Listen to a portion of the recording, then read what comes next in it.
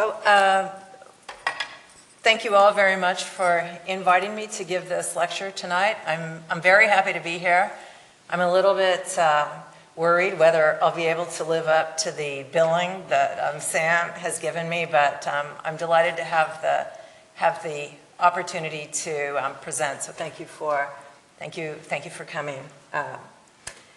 It's an honor also to present in the Adrian Leftwich seminar series. Leftwich was a lifelong scholar of politics, and as Sam said, he was really formative in thinking about the politics of development. The titles of some of his best-known articles include Bringing Politics Back In, Politics in Command, and the Primacy of Politics.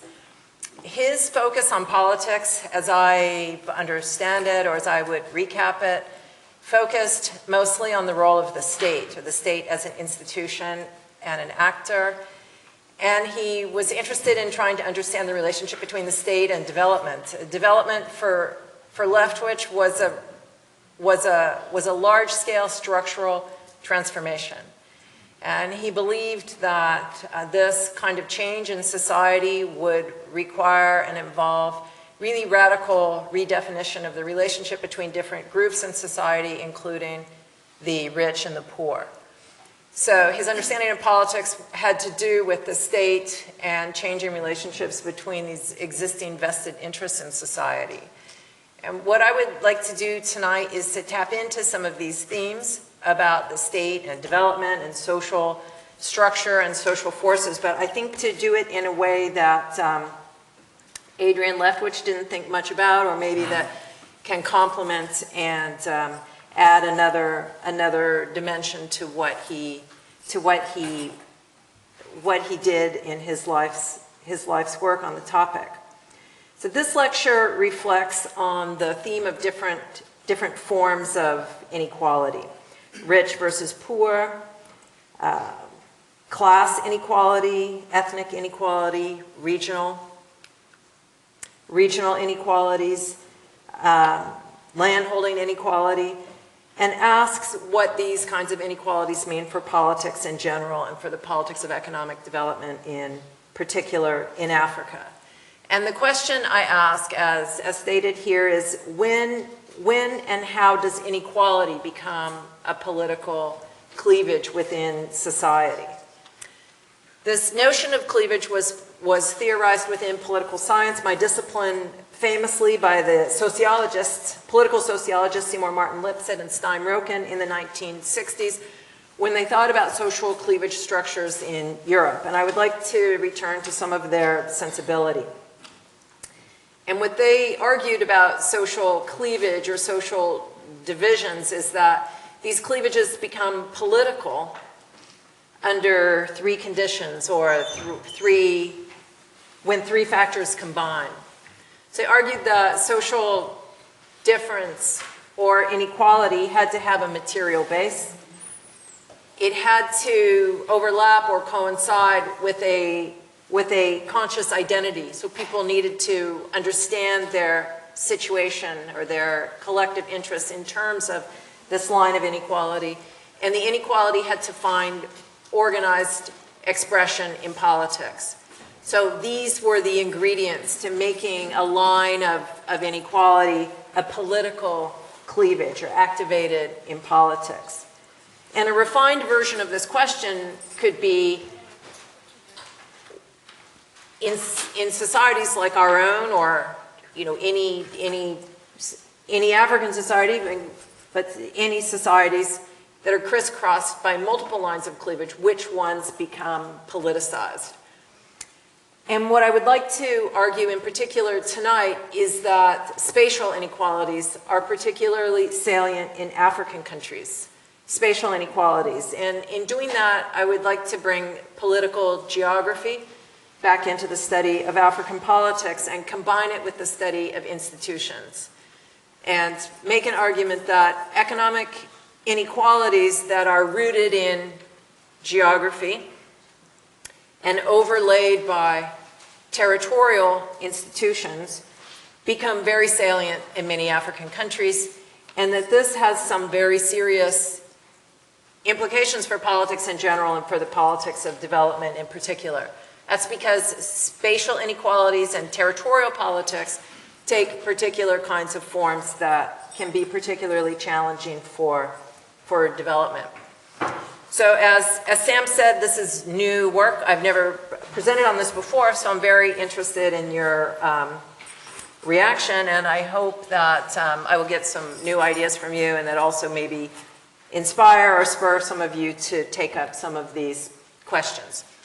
So this is the outline for the talk. This is bringing economic geography back in. There's 5 steps in the argument. Hopefully we'll have time for all of them. So the first is I would just like to set the stage by making some general observations about geography and economic inequality, and referring to the UK as an example. And then talk about economic inequality in Africa in particular, and focus on 2 forms, income inequality and spatial inequality, to distinguish between the 2. Then talk briefly about territorial institutions, which is a very important part of the argument that I'm trying to develop. And then talk about how spatial inequalities become manifest in electoral politics, using this example of regional voting blocs and party systems in African elections. I can't go too far on this dimension, but I'll show you what I have so far and then bring it back to the question of development. So, geography and economic inequality. For about 50 years, social science has been thinking in terms of the decline of geography. Apologies to the geographers who are present, because you know, maybe it's the way that we've done it in political science that's been particularly adamant in moving away from geography. Moving away from geography, the people arguing that the national has prevailed over the local, that it's the end of the regional, and that really the salient unit is the national one. No sooner have we been told that we need to focus on national level national level politics that we were told that the global prevailed, and that it was really the end of the national unit, and it was time to think in global terms. So geography was really an aspect of political economy, especially national, the local, and the regional, that seemed to fade in significance in political science in general, and definitely in our studies of developing countries, African countries included. Here's some quotes. 1990, Kenichi Ohame famously pronounced, "Borders have effectively disappeared. The end of geography." These are just snippets off of the web from some of these dramatic headlines telling us that we needed to stop forgetting about the regional and the local especially, and perhaps even the national. In African studies, early development policies in the 1960s and 70s really thought a lot about regional inequalities and regional development. So balanced regional development was one of the goals of national planning in the early days of independence in the 1960s. But in the 70s and 80s, and especially with the structural adjustment programs, that all really went out the window. And African countries were told to specialize and to insert them, or struggle to insert their economies competitively into global markets, and to stop trying to manage regional growth and to focus only on maximizing or optimizing the insertion of the national into the global economy. But it seems that just as political science really ingested this message about forgetting about geography, focusing on the national perhaps, but the global especially, just as that happened, geography came back to bite us. So geography and economic inequality. In the United States, with the election of Trump, and in the UK, with the sorts of divisions that emerged after 2008 and manifest dramatically in the Brexit vote, we've learned that within the developed countries, and using US and the UK as an example, that spatial dynamics are incredibly important in shaping national trajectories. So I put the map of the United States up here because I'm American and because these sorts of maps have made a dramatic comeback in journalistic and political accounts of US politics. So what this map just shows you graphically is blue spots and red spots. The blue counties are the ones with where job creation is positive, job growth. And these are the Democratic areas in the United States. That's probably why they coded them blue. The red areas are areas where job growth is declining or there's negative job growth. And these are Republican areas. So we've been learning very explicitly from these kinds of maps and from renewed and increased attention to geography that it really matters in the way people think about their insertion into national politics and really matters in terms of the way people shape their identities. Geography matters because growth is uneven. We can talk about the UK just for a second. The UK, over the last 40 years, has transitioned from an industrial economy to a post-industrial economy. And what that has meant, along with the change in the type of industry and the type of jobs, the type of good jobs in the UK, it has also meant a change in the spatial location of good jobs in the UK, the spatial location of industrial growth and economic growth, and the spatial location of good jobs. What the UK has witnessed is the emergence of this very competitive growth pole in the southeast, matched by or mirrored in a relative decline of the north. So this has become a very salient cleavage in British politics, especially since 2008. So the British government has indeed responded in some way. So the Northern Futures Initiative or the Northern Powerhouse concept is a new way of thinking about economic development in Britain that is explicitly designed to address these spatial inequalities in the UK. And this kind of regional thinking is not confined to England. It's a UK-wide phenomenon with economic inequalities across the geographic components of the UK becoming politically salient in a very new way, and becoming politically salient also in debates about the insertion of the UK economy into the EU economy, obviously with the Brexit, and the insertion of the English and UK economy into the world economy. So the EU itself knows its strong regional tensions, and at the subnational level, countries like Spain facing and struggling the secessionist attempts of Catalonia sort of experience also the sharp salience of regional tensions and divisions.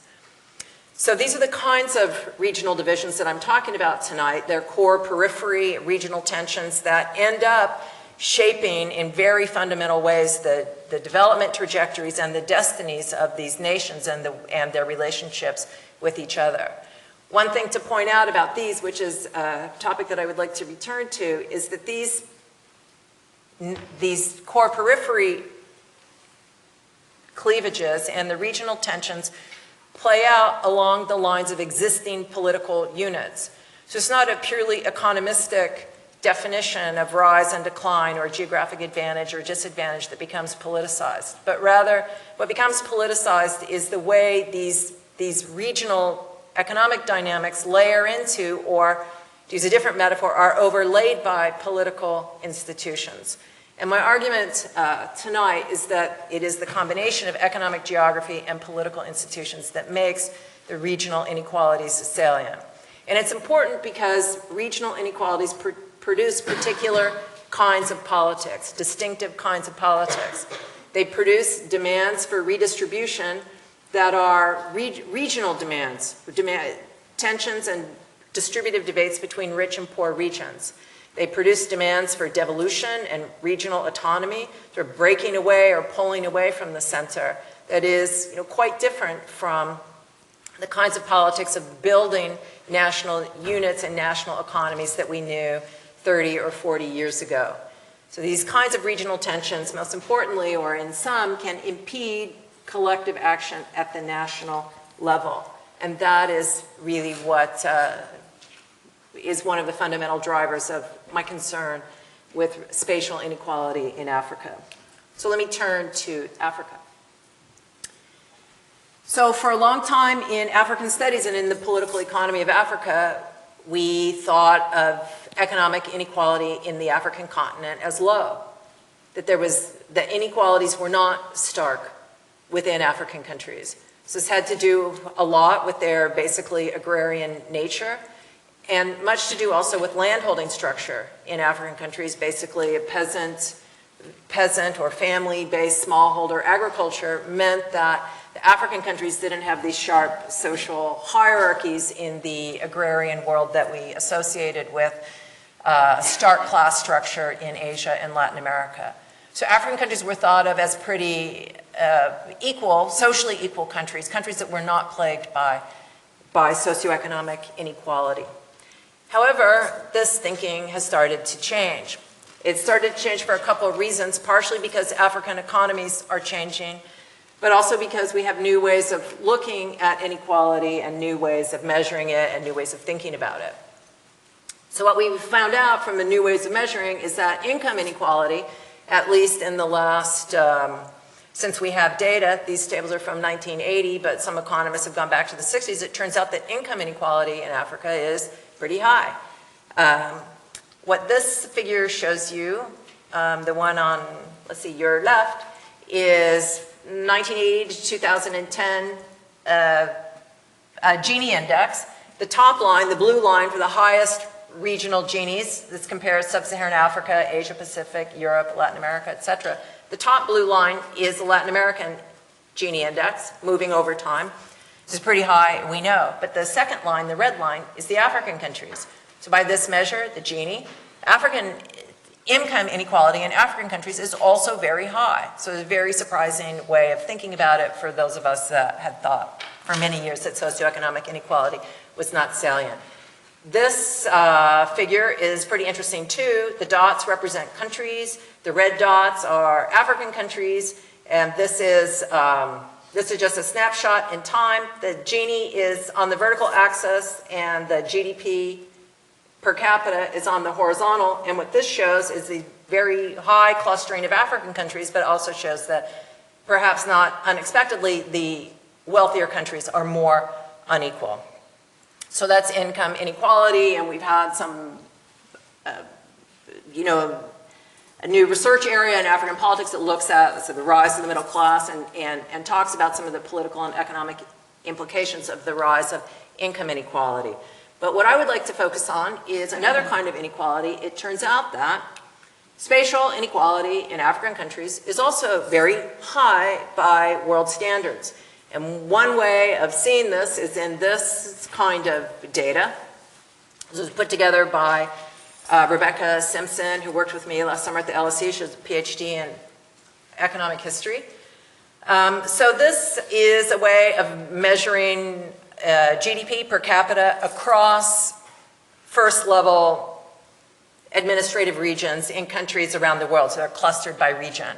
So in the UK, there are 12 admin 1 regions. The UK is divided into 12 regions. In the US, it would be the 50 states. But what these economists did was to get a measure of GDP per capita across admin 1 regions and then scale them comparatively on the world scale. So here are the Latin American countries, also have high spatial inequality, but the African countries are clustered here. So African countries have this super high inequality across first admin 1 regions compared to other regions of the world. So my argument tonight is not really going to rest on this comparative statement. I'm not really trying to say anything about African spatial inequality necessarily being higher than it is in other countries. There's a lot of issues of measurement. Here's the UK, by the way, it's right here, spatial inequality. A lot of issues of measurement. But what I would like to emphasize only is that there are these very, very stark spatial differences, the spatial inequalities within African countries. So this is a zoom in on the Africa part of that map that just shows that there's also by this measure, quite a lot of variation across African countries. So back. Whoa, sorry. I'm trying to go, I'm going forward, I'm trying to go back. The pointer. Kenya is here, for example. High across African countries. And these are weighted, GDP per capita, so it's weighted by population. I would like to dwell for a second on why spatial inequalities are so stark in African countries. There are some easily understandable reasons. The first has to do with the level and type of economic development. Most African countries are characterized by relatively low levels of urbanization and industrialization compared to countries in other world regions. And most, as you know, are heavily dependent on exporting a few kinds of primary commodities, mineral and agricultural commodities. So they specialize in these natural resource-based exports. So much of the work in development sort of reflects on some of the macroeconomic implications of that fact, but I would like to focus on the geographic ones. The geographic fact is that these export commodities are produced in spatially circumscribed regions. So they have what some economists call a point source quality, so a very limited geographic area very limited geographic areas produce these key export commodities. And the African geographic endowments within countries are also highly uneven.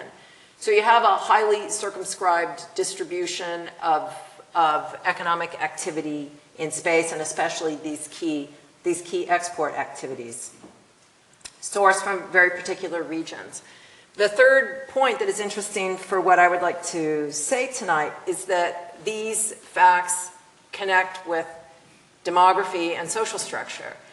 At low levels of industrialization and urbanization, with plus or minus 60% of the population of most countries still in the rural sector, people's livelihoods depend very heavily on this uneven geographic endowment.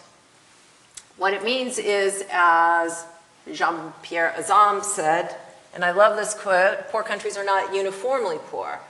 Indeed, the population is distributed across rich and poor regions in largely natural resource-based livelihoods. So I picked up this quote from him, which I kind of love. It could be the translation, but because it's so sort of beautifully naive, but as he said, in most countries of West Africa, there's a sharp contrast between the relatively affluent south and a poorer north. For instance, in Cote d'Ivoire, where northerners produce cotton, cotton is a much poorer crop than the coffee and cocoa produced in the south. In Nigeria, the giant country of Africa, northerners rely on typical Sahelian agriculture, cotton and millet, poor crops, while oil and services dominate the south. So there's a stark north-south divide in most West African economies that sort of goes along the line of this relatively rich endowment of the South in soils and rainfall, coupled with the locational advantages of being closer to the coast. In East Africa, also, as Azam points out, but everybody knows, high elevation confers the endowment advantage. These kinds of regional distinctions need to be understood as sociologically or demographically and politically alongside the fact that interregional mobility is low. So much lower than economists would predict for reasons that hopefully we may have time to talk to. So interregional mobility is low, so poor people tend to stay in poor regions. And when economies change, the distribution of advantage and disadvantage tends to be very spatially accentuated. So I just have this a simple map of Cote d'Ivoire that illustrates this spatial concentration of a lucrative export crop activity in the south. So that's what this map shows you, sort of it's kind of an old map, but it gets to the idea. This is the wealthy region of Cote d'Ivoire. People produce crops that make them relatively wealthy compared to people in the north. And this map kind of gets at part of the idea here too, because these are the zones of population concentration. So where there's good agriculture, good soil, good rainfall, there's more population. but about 30% of the population of Côte d'Ivoire is still in the north, in the poor region. So these are the kinds of regional spatial inequalities that I'm interested in. There is a project at Yale called the GeoEcon Project that was led by Professor William Nordhaus that undertook to describe these spatial inequalities in countries around the world. I pulled out some of their images from Africa in a way that, as Nordhaus explained, was to give an impetus to the study of spatial economic activity. So this is estimated GDP by pixel, by grid, small grid units on the map, and they call it elevation map of GDP. But it goes up where GDP per cap, estimated GDP per capita goes up. So Ghana has an economy sort of like Côte d'Ivoire in that there's a wealthy, relatively wealthy, export crop producing and more urbanized region in the south, concentrated in the southern zone with a much poorer north.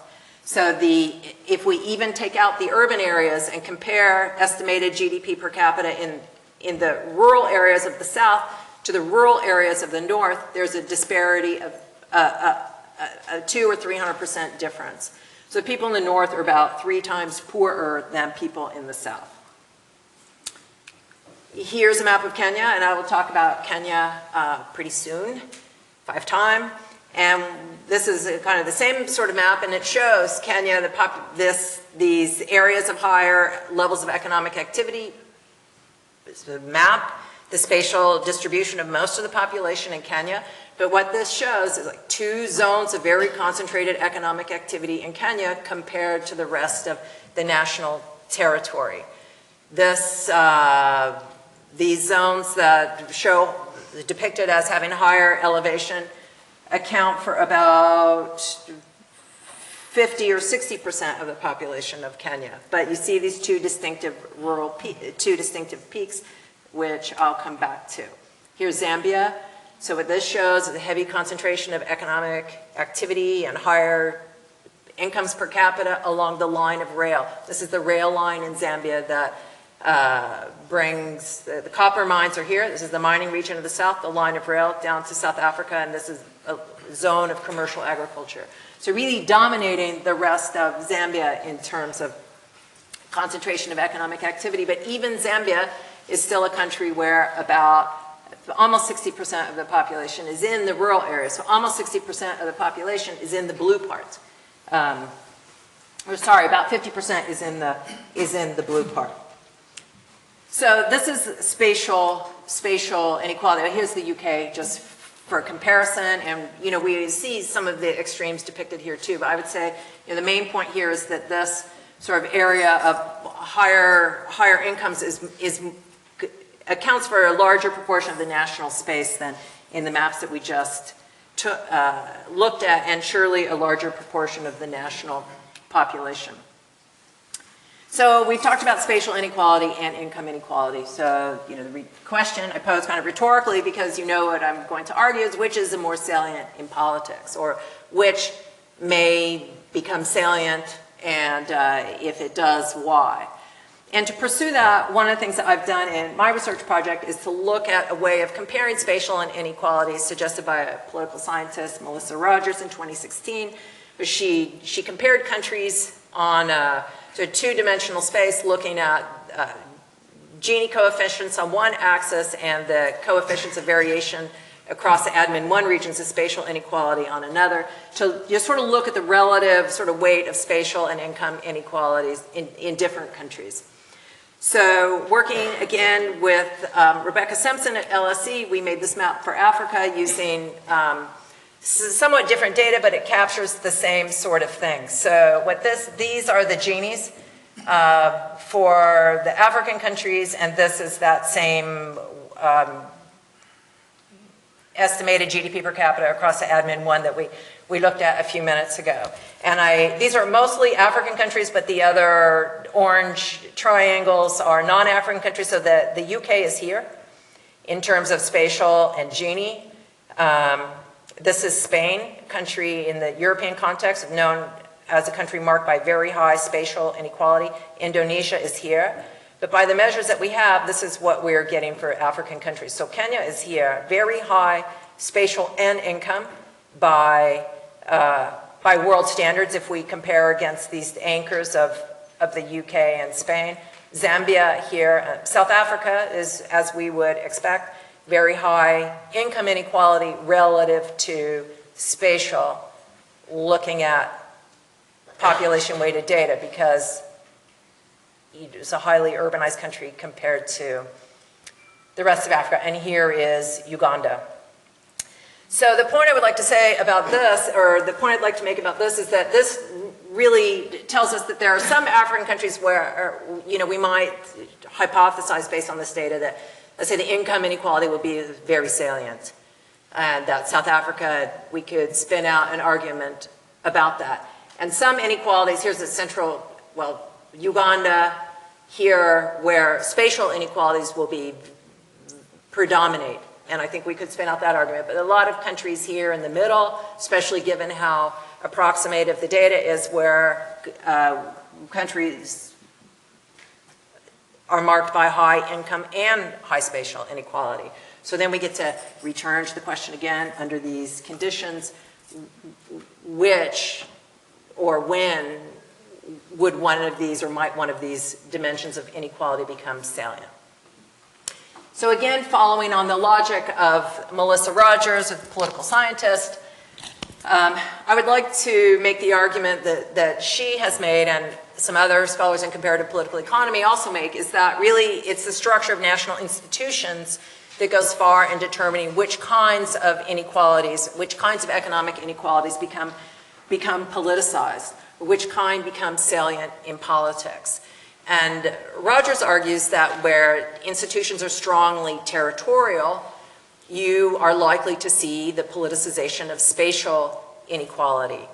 And in the interest of time, I'll not talk at length about this, but one contribution I would like to make in my current research, maybe something obvious when you think about it, but I think we've not thought about it, is that in African countries, institutions of political representation and institutions that structure state action are strongly, strongly territorial in nature. African countries aren't the only countries in the world with strongly territorial political institutions. The United States is also a country that is marked by very territorial institutions by OECD standards, as is Germany. But in African countries, they're super, super territorial.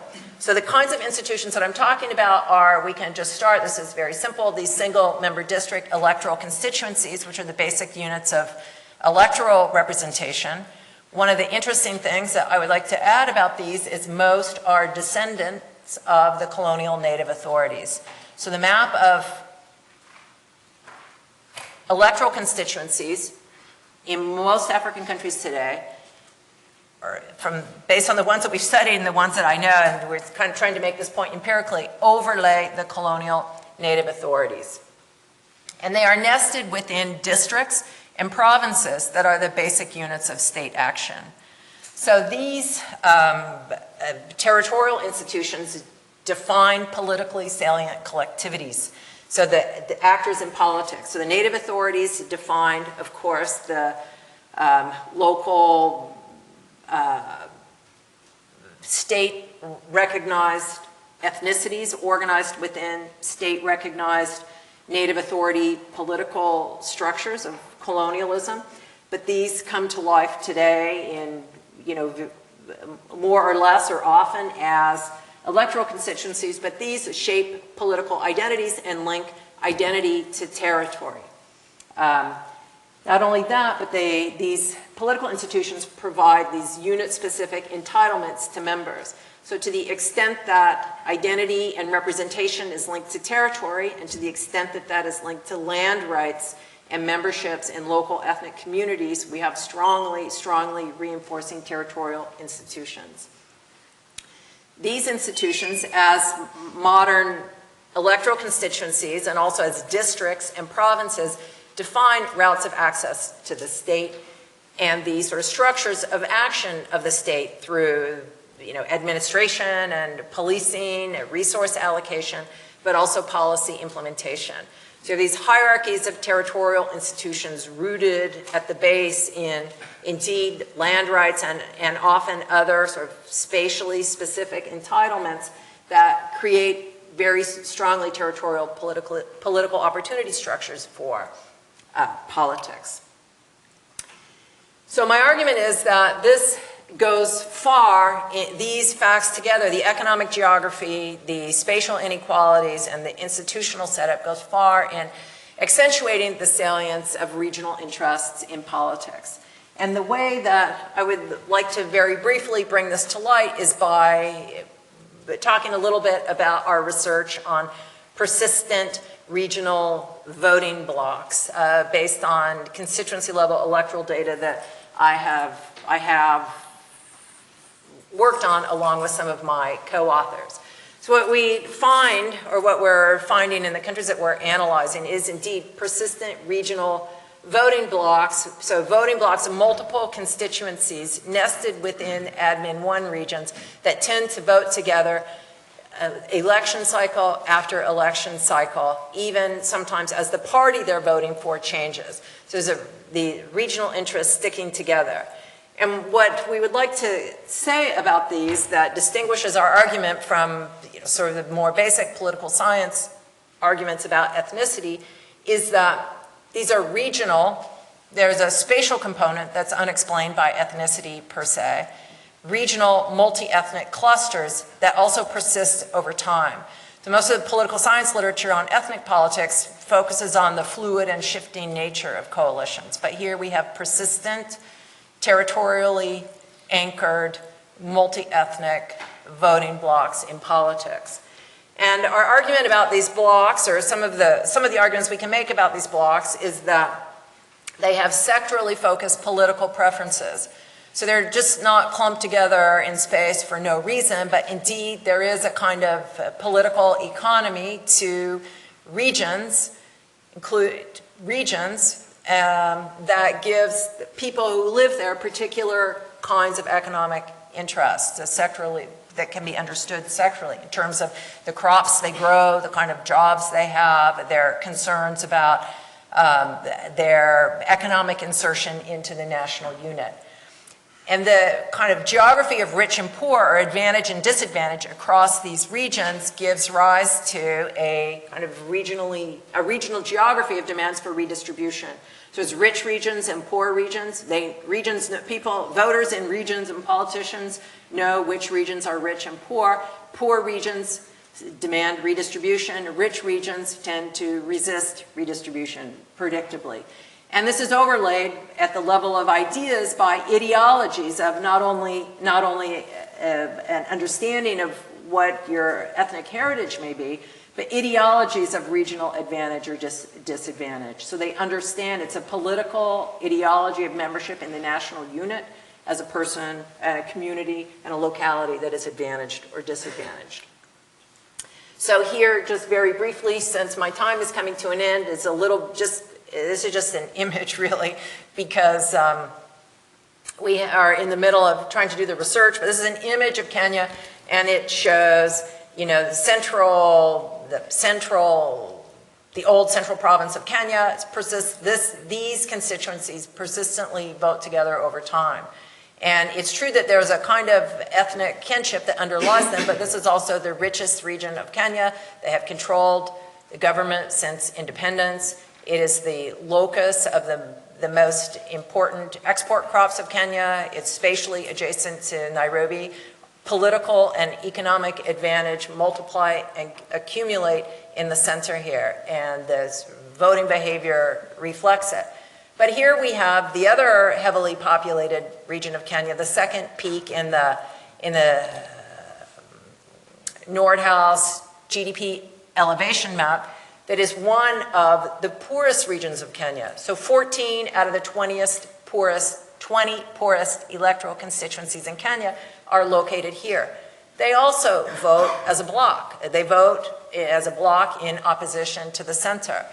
So this is an example of what we're calling a persistent electoral voting bloc that maps onto economic geography that is driven by different sectoral interests, and I won't talk much about it, but the kinds of crops, for example, that are grown here are different from those. This is one of the most important industries in the West is the sugar industry, consistently disfavored in national politics. So when the national government is controlled, as it has been, by those from the center, sectoral agricultural policy favors crops grown by people in these regions. There's very predictable sectoral bias in agricultural policy. So someone who's worked on this is Colin Poulton at SOAS with our colleague Karuti Kanyinga in Nairobi. And the ideology of regional disadvantage animates the West. They know what ethnicity they are, but they also know that they've never controlled state power and that they have indeed been very systematically disadvantaged in national politics since the beginning. So another country we can just look very quickly at and is Zambia. And Zambia is actually a little bit different. I haven't completely mastered Zambian politics, but we're more advanced in our data analysis of Zambia. And what this map shows is 3 persistent regional voting blocs in Zambia since 1990. If we had the data that would go back to the 1960s, it would be even better for us. But I think the regionalism in voting was even starker. But there are these three very distinctive and persistent blocs. They're multi-ethnic regional voting blocs in Zambian politics, and they represent very different kinds of regions. This is the richest agricultural region of Zambia. This is the poorest, one of the poorest regions. This is the copper belt. And sometimes the copper belt and the poor north, or for many decades, their political interests were expressed together, partially because the north was a labor reserve for the copper belt. So people circulated systematically between these regions. I think in the 1960s, 50% of the male workforce in northern region had spent 50% of the men had spent part of their working lives on the copper belt. So these distinctive regional interests we see in the competing political parties since the 1990s play very systematically to the interests of these different regions. The South has remained steadfastly non-incorporated into the other national parties, or a regional party that defends their interests. But the other parties have been quite competitive since 1990, and sometimes the parties compete here in the regions that are perceived as more up for grabs. But the spatial dimension of politics that let's say overlays the underlying economic geography has also been really important as a driver in Zambian politics. So just to wrap up, so this is kind of the basic argument. The spatial inequalities underlay persistent socioeconomic cleavage. So the idea that socioeconomic cleavages do not exist in African countries or do not animate politics, we would like to contest. They have these basic elements, the basic ingredients of socioeconomic cleavage that were sort of sketched out by Stein and Roken. And our argument is that there's ethnicity here because there's territory and geography, but the ethnic focused theories in political science can't account for the persistent regional clustering or the sectoral policy content, or indeed the kinds of ideologies, national ideologies that we see in these kinds of politics. And the ethnicity-centered theories, this is maybe a more positive point, although it's framed negatively here, they ignore the institutional effects. And so a big part of the argument here is that the political institutions and indeed the economic institutions sort of overlay and deepen and help to define these cleavages. And the land tenure institutions are important here. One of the big things about the economic and political institutions is that indeed they constrain interregional mobility of person.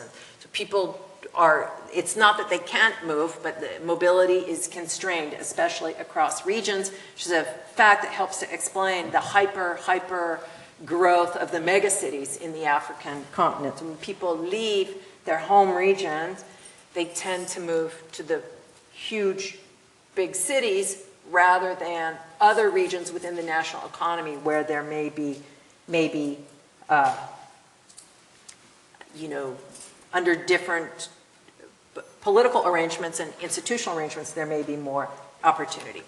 So implications is very good since my time is up.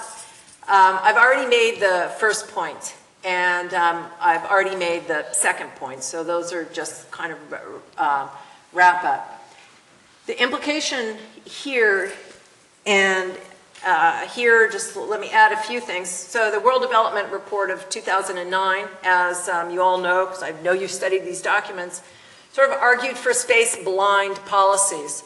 So the bank, at the height of its neoliberal market lust, advocated directly for ignoring local and regional effects, for space-blind policy, which was inefficient and a waste of money. Those ideas they had right before the financial crash of 2008, and as we've had occasion to touch on tonight, even, if I can put it that way, even in the US and the UK, the sort of anachronistic quality of those ideas is evident. So UK, for example, has discussed and invested seriously in regional economic policy since 2008. So turning to Africa then, the African countries, in African countries it is just as important politically and economically to take the spatial inequalities into account in designing growth strategies.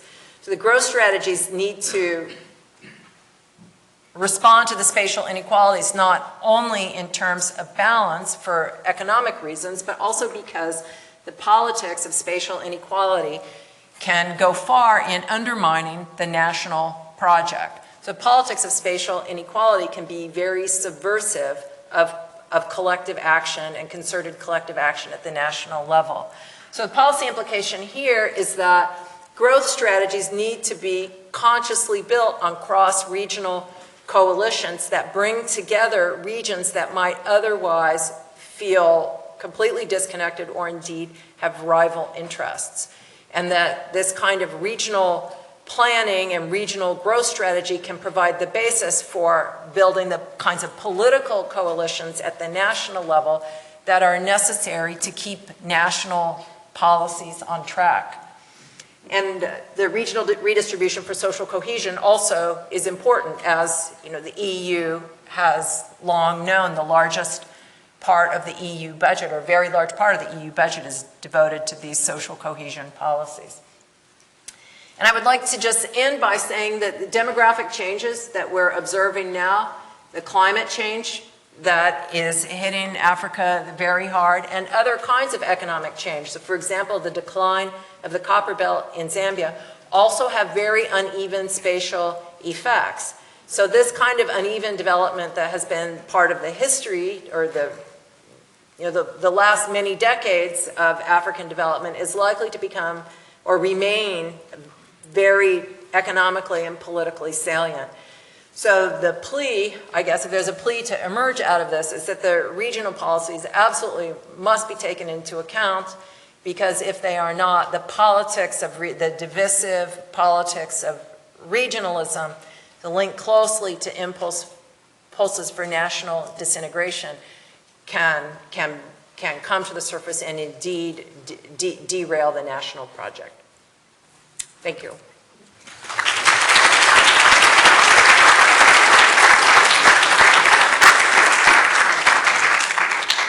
Great, thanks very much, Cathy.